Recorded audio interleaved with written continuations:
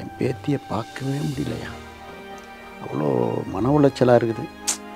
எங்கள் அண்ணன் எம்ஜிஆர் சொல்கிறார், எங்கள் அண்ணன் பேர் புகழோடு போய் சேர்ந்துட்டான், நான் தான் அந்த பஸ்ஸை மிஸ் பண்ணிட்டேன் அப்படின்னு கண் கலங்குறார். ராஜாமணி அம்மா வந்து அந்த குழந்தை பிறக்கும்போது அவருடைய சுவாசத்தை நுகர்ந்தாங்களோ அந்த சுவாசம் அடங்கிறது இந்த பாவி தான் பார்த்தேன். அப்பவும் இப்பவும் எப்பவும் அதிரடி கலெக்ஷன் சரவெடி செலிப்ரேஷன். அதான் 3 தலைமுறையை நான் வந்து படம் எடுத்துக்கிறேன் அவங்க குடும்பத்தில். ஒன்று சிவாஜி சார், மன்னவர் சின்னவர், பிரபு சாரை வச்சு கந்தசாமி, விக்ரம் பிரபுவோட வந்து அரிமான். நான் அரசியல் ஒரு சாக்கடை, அதை தொட்டுட்டேன், பூசிக்காத நாரம். அவருடைய மனித நேயத்துக்கு ஒரு இன்சிடென்ட் சொல்கிறேன். என்னுடைய மனைவி வந்து ஒரு கேன்சர் பேஷண்ட் ஆகி இறுதி கட்டத்தை நெருங்கின்னு இருக்காங்க. ஏன்னா எங்கள் ஒய்ஃபுக்கு தனக்கு இந்த நோய் இருக்குது நாங்கள் தெரியாத வளர்த்துன்னு இருக்கிறோம், வச்சுன்னு இருக்கிறோம். திடீர்னு ஒரு மார்னிங் ஒரு 9:30 மணிக்கு சிவாஜி சாரும் கமலாமாவும் எங்கள் வீட்டுக்கு வந்துட்டாங்க. அடிக்கடிக்கு கூப்பிட்டு பேசுவார். திடீர்னு ஒரு நாள் பேத்தியை பார்க்கவே முடியலையா, அவ்வளோ மன உளைச்சலாக இருக்குது. எங்கள் அண்ணன் எம்ஜிஆர் சொல்கிறார், எங்கள் அண்ணன் பேர் புகழோடு போய் சேர்ந்துட்டான், நான் தான் அந்த பஸ்ஸை மிஸ் பண்ணிட்டேன், தாங்க முடியலையா, குழந்தை முகத்தை பார்க்கவே முடியல அப்படின்னு கண் கலங்குறார்.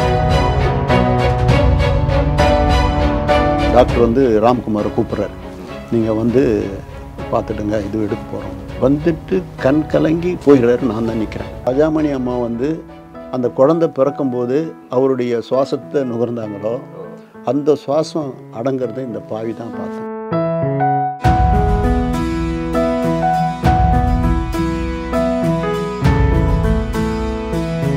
Celebrate this Diwali with Indian Princess. Shop your favorite styles and get induction stove free. Visit your nearest store today. Aachi royal gulab jamun packs, ஒன்று வாங்கினால் ஒன்று இலவசம். நடிகர் திலகத்தின் 97வது பிறந்த நாளை முன்னிட்டு கலைத்தாயின் கர்மயோகி நடிகர் திலகம் சிவாஜி கணேசன் அப்படிங்கிற ஒரு சிறப்பு நிகழ்ச்சியை இப்போ நம்ம நடத்துகிறோம்.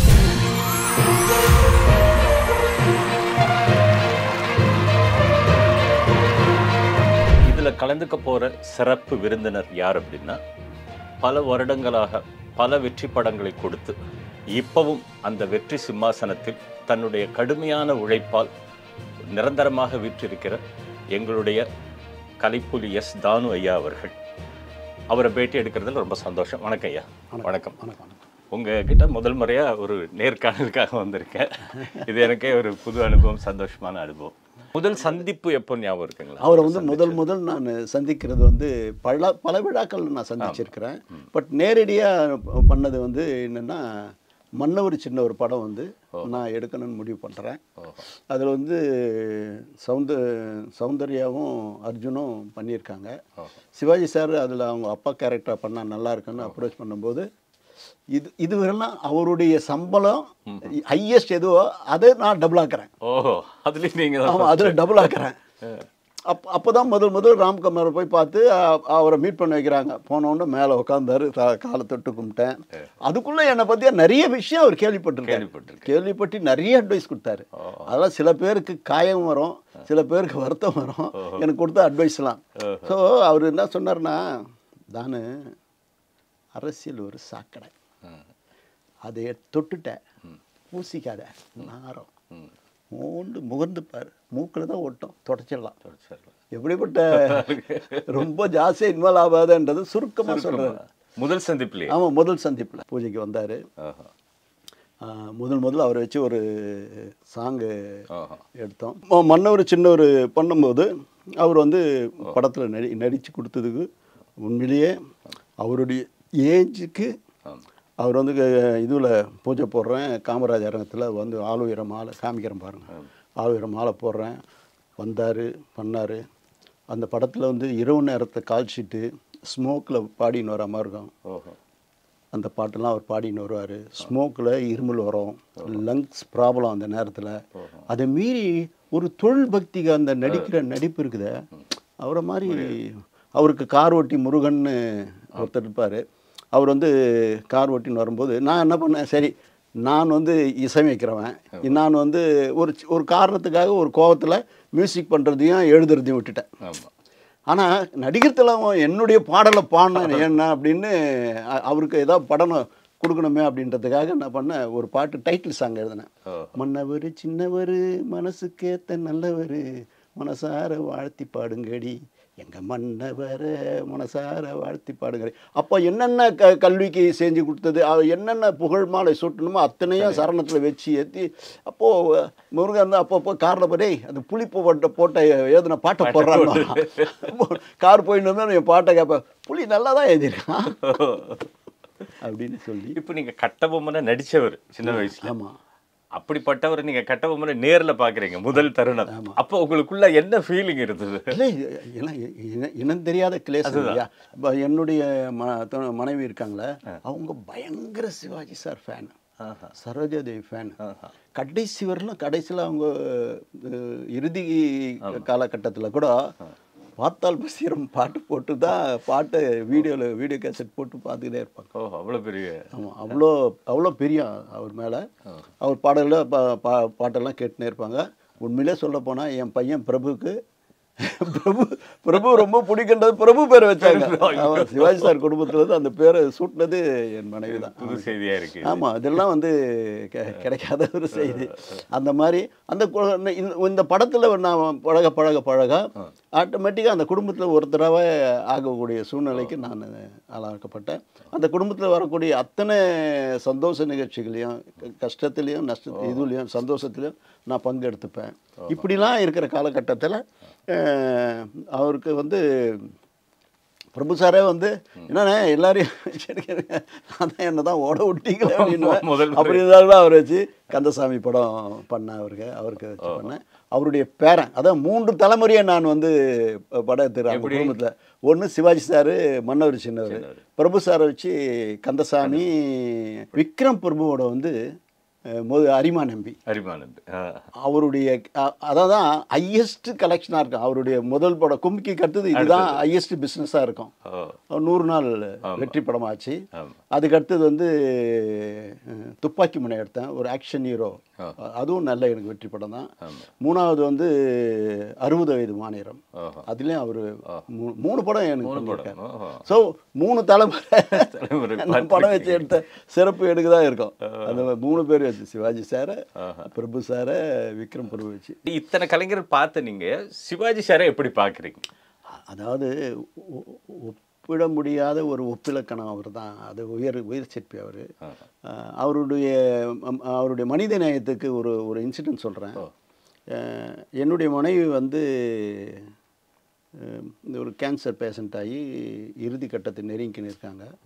அவங்கள கூட்டுன்னு சிங்கப்பூருக்கு ட்ரீட்மெண்ட்டுக்காக போக போகிறோம். அதுக்காக நிறைய வாஜ்பாயிலேருந்து ரெக்கமெண்டேஷன் சிங்கப்பூரில் பண்ணுறதுக்கு அந்த மாதிரி யார் பண்ணது அவங்க ரெக்கமெண்டேஷன்? அவங்க டேன்னு அங்கே ஒரு சைனீஸ் அவர் தான் பண்ணார், கிளினிக்கல் ஹாஸ்பிட்டலு. அப்போது சிவாஜி சார் குடும்பத்தில் துரைன்னு ஒருத்தர், அவர் தான் அங்கே லிவருக்கு முக்கியமாக ஹார்ட்டுக்கு அவர் இருந்திருக்கார். அந்த மாதிரி இது வந்து சிவாஜி சாருக்கு கேள்விப்படுறார். திடீர்னு ஒரு மார்னிங் ஒரு 9:30 மணிக்கு சிவாஜி சாரும் கமலாமாவும் எங்கள் வீட்டுக்கு வந்துட்டாங்க. நீங்கள் நினச்சி பாருங்கள் எவ்வளோ பெரிய. எனக்கு தூக்கி வாரி போட்டுச்சு. முன்னாடி உங்களுக்கு அறிவிப்பெல்லாம் இல்லை. முருகன் மாத்திரம் சொன்னால் வீட்டில் தானே இருக்கிறீங்கன்னு நான் வந்துன்னு இருக்கிறேன் அப்படின்னா. ஆனால் சார் வருவார், சிவாஜி சார் வருவார், எனக்கு தெரியவே தெரியாது. உடனே வந்து ஏன்னா எங்கள் ஒய்ஃபுக்கு தனக்கு இந்த நோய் இருக்குதுன்னு நாங்கள் தெரியாத வளர்த்துன்னு இருக்கிறோம், வச்சுன்னு இருக்கிறோம். ட்ரீட்மெண்ட்டுக்கு போகும்போது கூட அவங்களுக்கு வந்து டெல்லிக்கு போகிறோன்னு சொல்லி பெத்தடின்னு போட்டு தான் மயக்கத்தில் தான் இட்டும் போனோம். அவங்களுக்கு தெரியாது, அவங்களுக்கு தெரியவே தெரியாது. ஆப்ரேஷனாக சக்ஸஸ் ஆகி ரிட்டன் வரும்போது தான் நிமோனியா ஃபீவர் வந்து மிஸ் ஆகிட்டாங்களே தவிர அது ரெக்ஷன் பாடி தாங்கிறது சக்தி இல்லாத மிஸ் ஆகிட்டேன். அது வந்து அப்போது வீட்டுக்கு இவங்க 2 பேரும் வந்துட்டோன்னா ஒய்ஃப் வந்து உள்ளே படுத்துன்னு இருக்காங்க. உள்ளே வந்து என்னம்மா எப்படி இருக்க, ஐயோ ஏஞ்சிக்கிறா பார்த்து என்ன இல்லை நாங்கள் கபாலீஸ்வரர் கோயிலுக்கு வந்து நான் சொல்லிட்டேன் அவங்களுக்கு தெரியாது, நீங்கள் அந்த நோயின்னு சொல்லி பேசிடாதீங்க, அதை நான் பார்த்துக்கிறேன் புள்ளி அப்படின்ட்டு உள்ளே வரார். உள்ளே வந்து ரூமுக்கு வந்து என் ஒய்ஃபை பார்த்து கபாலீஸ்வரர் கோயில் சாமி கும்பிட வந்தோம்மா நானும்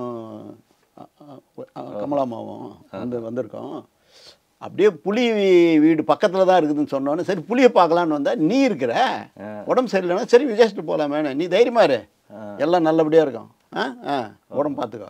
அவங்களோட உணர்வு எப்படி சார்? ஒய்ஃப் அவ்வளவு முடியல. அவ வந்தான உடனே படுத்து எழுந்து பூஜை ரூமுக்கு போய் பிரசாதம்லாம் எடுத்துன்னு வந்து அந்த அம்மாக்கிட்ட கொடுத்து காலில் வந்து ஆசீர்வாதம் 2 பேர் காலில்.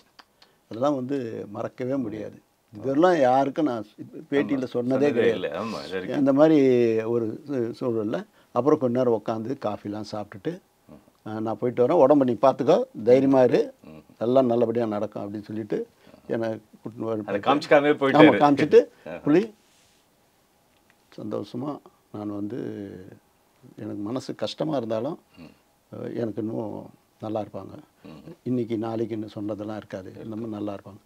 அவர் சொன்ன பாரகம் மொத்தம் 2.25 வருஷம் இருந்தாங்க. இன்னைக்கு டே டு டே எக்ஸ்பெக்டேஷன் அவங்க கேட்கறதெல்லாம் கொடுங்கன்னு ரங்கபாஷன் சார் சொல்கிறாரு. அது 2.25 வருஷம் எங்களுடைய பெரியகரெல்லாம் வந்து ரிட்டன் வரும்போது தானே மிஸ் ஆனாங்க, சக்ஸஸ் ஆச்சு, பெரிய இது. அந்த மாதிரி ஒரு சூழல் வந்தது. அதுக்கப்புறம் அவர் வந்து போனதுக்கு பிறகு இவங்க வந்து இந்த மாதிரி ஏப்ரலில் அவங்க வந்து மிஸ் ஆகுறாங்க.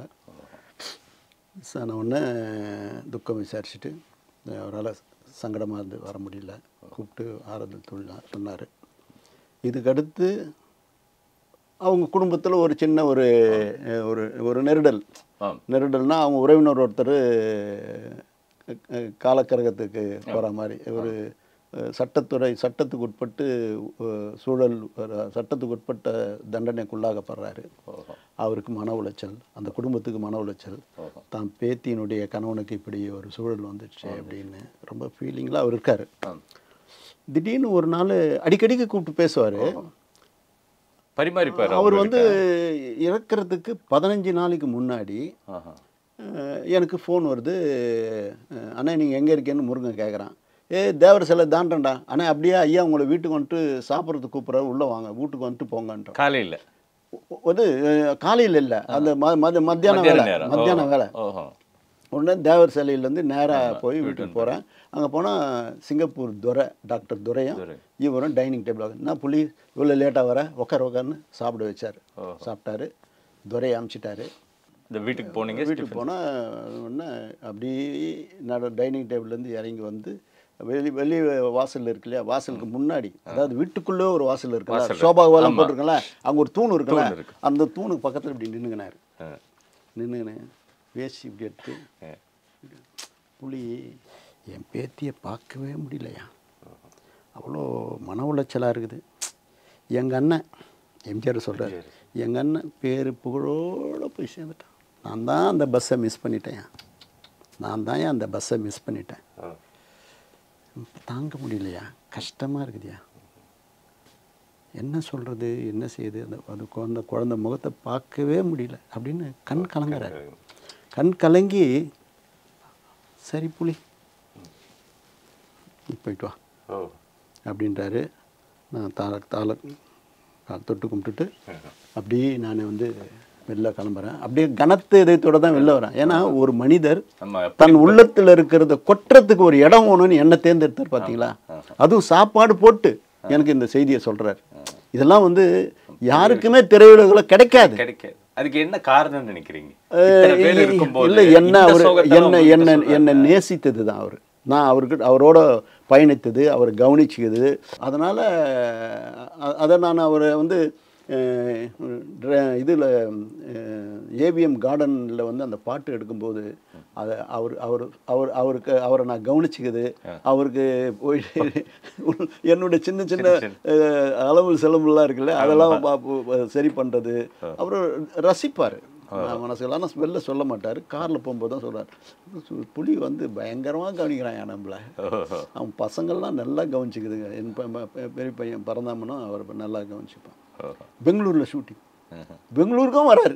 பெங்களூர் அவர் பழைய நண்பர்கள்லாம் கூப்பிட்டு வச்சுக்கின்னு அவர் அளவானது, அவங்களோட விருந்தோபல் பண்ணது.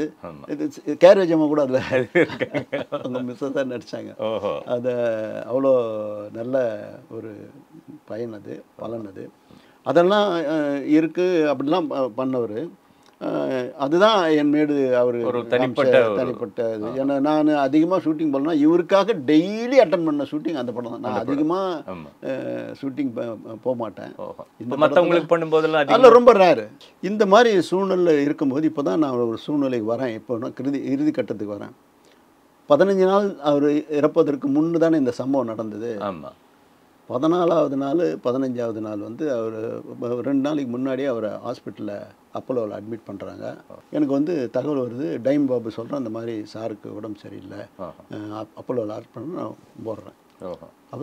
அப்போ டைம் சொல்லிடுறாங்க, இந்த டைம் தான். அப்போது இதுதான் ஒரு 10 நிமிஷம் தான் சொன்ன உடனே எனக்கு தூக்கி வாரி போட்டு ஓடுறேன். அவங்க வீட்டில் ஒரு தனி 2 ரூம் எடுத்திருக்காங்க, அங்கே போய் பார்க்குறேன். அவளை பார்த்துட்டோன்னா கடைசியில் டாக்டர் வந்து ராம்குமாரை கூப்பிட்றாரு, நீங்கள் வந்து பார்த்துட்டுங்க, இது எடுக்க போகிறோம் அப்படின்னு.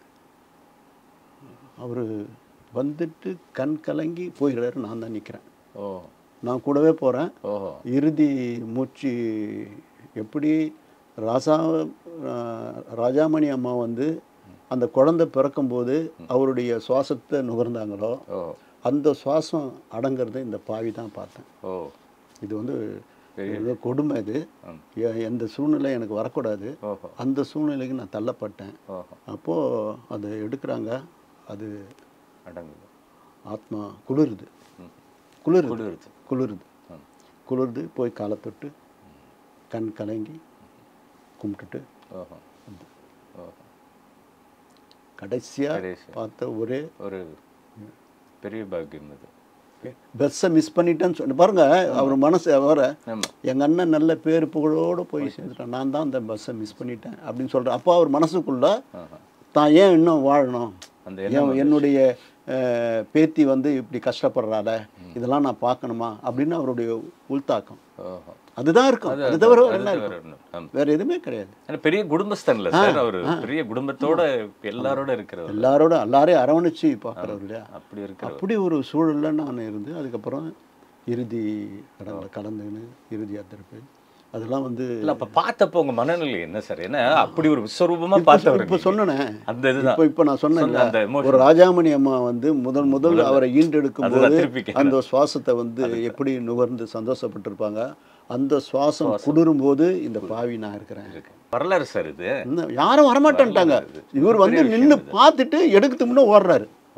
அப்பாவுடைய இதுவை பார்க்கக்கூடாதுன்னு ராம்குமார் ஓடுறாரு. நான் மட்டும்தான் நிற்கிறேன். பெரிய அப்படியே தொட்டு கும்பிட்டேன். இந்த டாக்டருக்கு தெரியும் நான் மட்டும்தான் இருந்தது. கூப்பிட்டு வந்தேன். அதுக்கப்புறம் தான் இறுதி கடன்லாம் பண்ணிட்டு வந்தேன். ஆனாலும் அந்த குடும்பத்துக்கு அவர் மேலே என் மேலே அவர் காமிச்ச பாசமும் நான் அவர் மேலே வச்சிருக்கிற பக்திக்கும் அந்த குடும்பத்துக்கு என்னன்னைக்கும் இருப்பேன்.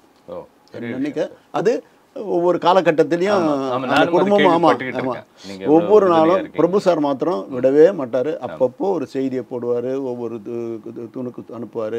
அதுக்கு நான் ப்ரெசென்ட் பண்ணுவேன். எந்த நிகழ்ச்சி ஆனாலும் அங்கே போய் அவங்ககிட்ட பேசிட்டு வருவேன். இதெல்லாம் பண்ணுவேன். அவங்களோட எல்லா நல்ல நிகழ்வுக்கும் நான் கூட இருந்து பண்ணுறேன். எப்பவும் இருப்பேன். இப்போ இவரை வந்து வெறும்ன நடிகராக மட்டும் இல்லாமல் அமெரிக்காவிலேருந்து வந்து ஒருத்தர் சொன்னார், இவங்களாம் வந்து எங்களுக்கு வந்து அம்பாசடர்ன்றாங்க. அதாவது ஒரு தேசிய பற்றா அதுக்கு நடிகர் திலகம், ஒரு கலையா தில்லானா மோகனாம்பாள், இந்த பக்கம் தேசிய பற்றுனா கட்டபொம்மன், இப்படி ஒரு இதுக்குள்ளே அடக்காமல் அவ்வளோ விரிவாக அவரை சொல்கிறாங்க சார். அதை பற்றி உங்களோட அபிப்பிராயம் சொல்லணும் நீங்கள். அதெல்லாம் வந்து ரெண்டாவதுங்க, தன்மானத்தின் சிகரங்க அவரு. அது சொல்லுங்க. அவர் குடும்பத்தில் எவ்வளோ பிரச்சனைகள் வரும்பொழுது, பொருளாதார பிரச்சனைகள்லாம் வரும்பொழுது அவர் ஒரு வார்த்தை இந்திரா காந்தியை பார்த்து ஒரு வார்த்தை சொல்லியிருந்தா கிளீன், எல்லாம் கிளீன், இன்கம் டேக்ஸ் டூலர்ஸ்க்கு சகலமும் கிளீன். அதுக்கடுத்து வந்த பிரதமர்கிட்ட ஒரு வார்த்தை, ஏன்னா எல்லாமே இவங்க வீட்டுக்கு வந்துட்டு போறாங்க, இவருடைய சொல்லுக்கு கேட்டுன்னு இருக்கிறாங்க. ஒரு நாளும் சொன்னது யாருக்கிட்டையும் போய் என்ன அவருடைய உயிருக்கு உயிரா நண்பன் என் நாடி நரம்பில் ஓடும் குறி நீக்கம் கலைஞர் அவர்கிட்ட போடுவேன். அவர் வந்து எதுவும் கேட்டதே கிடையாது. என்கிட்ட சொல்லுவார், கலைஞரை பற்றி பேசுவோம், யோ தலைவன் இல்லை மூணக்கானா, தஞ்சாவூரில் நடராஜ் செட்டியார்னு பாத்திரக்கடை வியாபாரம், அவரு நான் உன் தலைவன்லாம் நல்லா ஜாலியாக இருப்பேன், சந்தோஷமாக இருப்பேன், நல்ல ஃப்ரெண்ட்ஸியா, இதெல்லாம் என்கிட்ட பகிர்ந்துக்கினாரு. என்கிட்ட பகிர்ந்து அதை சொல்லுங்க சார், தனிப்பட்ட முறையில் இது இது வெளியே வராது. அதான் பாத்திர கடை நடராஜன் ஒரு வார்த்தை சொன்னாரு. இப்போ அந்த குடும்பம் இதை கேட்டாங்கன்னா உண்மைன்னு ஒத்துப்பாங்க. ஸோ அவரும் கலைஞரும் சிவாஜி சாரும் அவ்வளோ அந்யோன்யமாக பழகுவாங்களாம். நீங்க கலைஞரோட க்ளோஸா இருந்த சிவாஜி சார் தெரியுமா? நல்லா தெரியுமே. பாப்பனையா நான் கலைஞர் கொடுக்குற விளம்பரம்லாம் அப்படி இருக்கும். அதுக்கப்புறம் வைகோக்கு சப்போர்ட் பண்ணும்போது சில அட்வைஸ்லாம் கொடுத்தாரு. அது வந்து நான் கலைஞர் விட்டு இன்னும் பிரியல, என்னையும் பிரிய மாட்டேன். அது வந்து அது நான் நிக்கமர நிறைஞ்சி அதான் நாடி நரம்பில் ஓடும் குரல் நீக்கம் கலைஞர்னு சொல்லிட்டேன். இதுக்கு மேலே என்ன இருக்கு? அவர்கிட்ட இருந்து நீங்க எடுத்துக்கிட்ட ஒரு கடைசியா ஒரு பண்பு, இது நான் இது எனக்கு போதும், இந்த ஒரு கொள்கை? தன்மானம் ஒன்று போதும், இது ஒன்று போதும். எந்த சூழ்நிலையிலும் தனக்குன்னு போய் எதையும் கேட்காதவர், மற்றவங்களுக்காக அவர் கொடுப்பார தவிர தனக்காக எதுவும் கேட்காத ஒரு மனிதர். அப்படி ஒரு புனிதர், மாமனிதர். அப்பவும் இப்பவும் எப்பவும் அதிரடி collection சரவெடி celebration. Celebrate this Diwali with Indian Princess. Shop your favorite styles and get induction stove free. Visit your nearest store today. Aachi royal gulab jamun packs, ஒன்று வாங்கினால் ஒன்று இலவசம்.